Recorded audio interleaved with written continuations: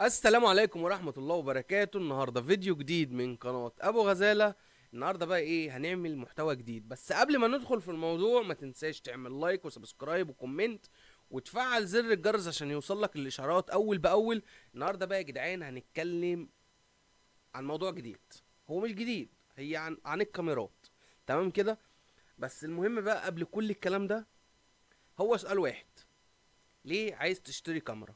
احنا هنبدأ سلسلة جديدة على قناة اليوتيوب وهنسميها ليه عايز تشتري كاميرا. اي واحد مبتدئ او مش مبتدئ او واحد في المجال عامة بيبقى بيسأل نفس السؤال ده، او حتى المبتدئين: ليه انا عايز اشتري كاميرا؟ فاحنا هنبدأ سلسلة جديدة على القناة وهنسميها الاسم ده. وطبعا شجعوني عشان اكمل في السلسلة دي. السلسلة دي هتبقى شاملة ايه بقى؟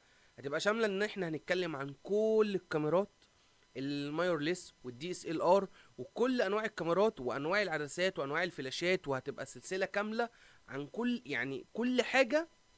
كل كاميرا هنتكلم عنها، من اول الكاميرا اللي نزلت لحد اخر كاميرا بتاعت موديل السنه. بس انتوا شجعوني ان انا اكمل السلسله دي وان انا اكملها للاخر. دي كانت مجرد بس تعريف بان انا هعمل ايه الفتره الجايه وان انا هتكلم عن ايه بالظبط.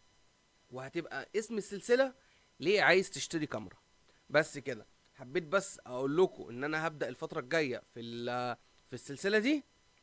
ما تنسوش بقى ايه؟ اللايك، سبسكرايب، الكومنت، وتنزل تتفرج على كل الفيديوهات اللي فاتت والفيديوهات اللي جاية ان شاء الله.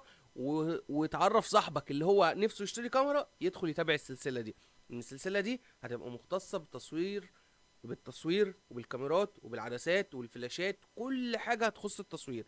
حتى اي حاجة كده فيها كاميرا هتلاقيني هتكلم عنها ان شاء الله. تمام كده. متنسوش بقى زي ما قلت لكم اللايك والسبسكرايب والدنيا اللي انتوا عارفينها دي. بس كده، يلا مع السلامة.